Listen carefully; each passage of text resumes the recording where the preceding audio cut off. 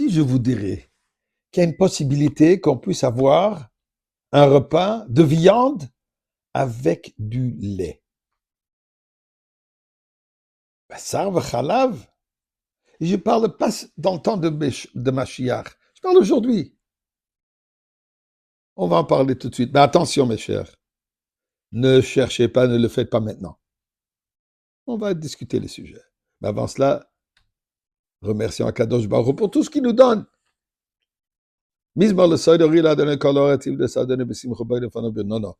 Ou qui a donné olim hu asane v'lo anachlam v'tzam maris boy shor besoido. Hatzeroy sa bisi la hoyde le bach shema ki toy va donné le l'homme chasdo viad doy v'doy emun no soy. La tzedaka, mes chers amis, avec notre prière pour la sécurité de nos soldats, de nos frères et sœurs en Eretz Israël et dans le monde entier, et surtout, le retour de nos otages et nous tous sortir du galop. Eh bien, c'est quoi ma question? Ma question, elle est par rapport à cette nouvelle réalité, et ça devient de plus en plus disponible, de la viande qui est produite dans un laboratoire. D'ailleurs, ça devient même très populaire, surtout dans les endroits qui mangent pas de viande, végétariens. Est-ce qu'ils vont manger ça? Est-ce que c'est cachère? Est-ce que c'est considéré de la viande? Quel bracha faut-il faire là-dessus? La raison pourquoi je parle de cela aujourd'hui, puisque dans la paracha de cette semaine, nous trouvons cette malheureuse situation où ils se sont plaints dans le désert par rapport à la manne. La manne qui tombait tous les jours du ciel. Ils disaient, on n'en peut plus. On veut de la viande. On veut un concombre. On veut quelque chose de tangible. On ne veut pas manger que de la nourriture qui tombe du ciel. Qu'est-ce que ça représente? Peut-être on en parlera un autre jour, si Chas Shalom, on est toujours encore en galoute. Mais d'abord, là nous trouvons, et là-dessus il y a une discussion dans la Gemara, parmi les Chachamim. Quel bracha est-ce qu'ils ont fait? Ah, il y a certains qui disent, on dit, Hamoti lechem min hashamayim, d'autres, je crois, le Ben Ishraï dit, Hamamtir lechem min hashamayim. Il y a d'autres qui disent qu'ils n'ont pas fait de bracha du tout. Il y a d'autres qui disent qu'ils ont fait shakol. Autres disent, ça dépend quel niveau de tzadikim ils étaient. Bon, alors toute une discussion, qu'est-ce qu'on fait?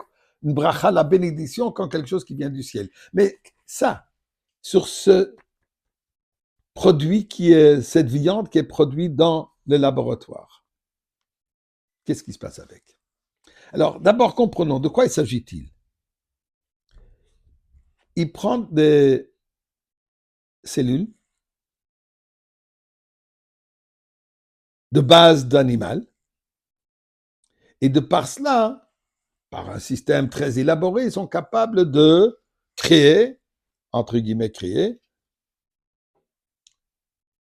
quelque chose qui ressemble, qui goûte complètement comme la viande régulière. Mais c'est fait dans le laboratoire. La situation est la suivante. La halakha nous dit que tout ce qui provient d'un animal est considéré l'animal, viande. L'origine sont des cellules. Mais cette cellule, elle vient de l'animal.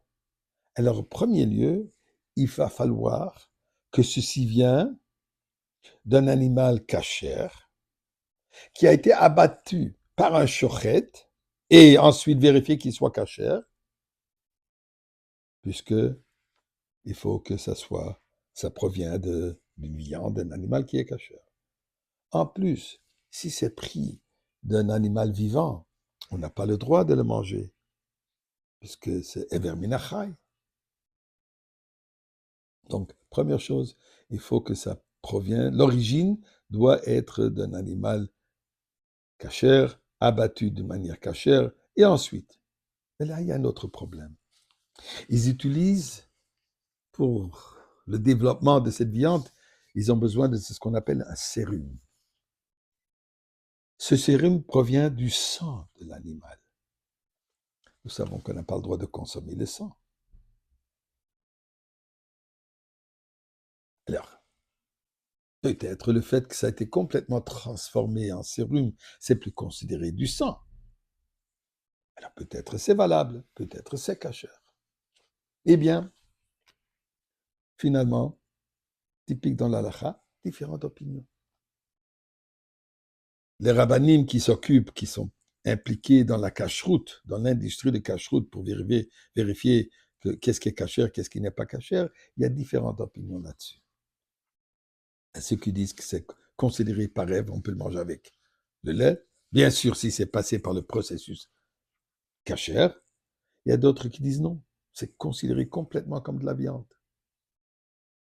En général, l'opinion généralement acceptée, qu'on le considère comme viande, donc interdit de le manger avec du laitage. La bracha, alors c'est comme la viande. Chakol niye bidvaro. On ne dirait pas chakol niye laboratoire, on dirait chakol niye bidvaro, puisque même les laboratoires, tout ça est par la force divine. Alors, je vous souhaite bon appétit de ce que vous allez manger aujourd'hui. Et Mashiach arrive, il nous donnera la solution pour ça aussi.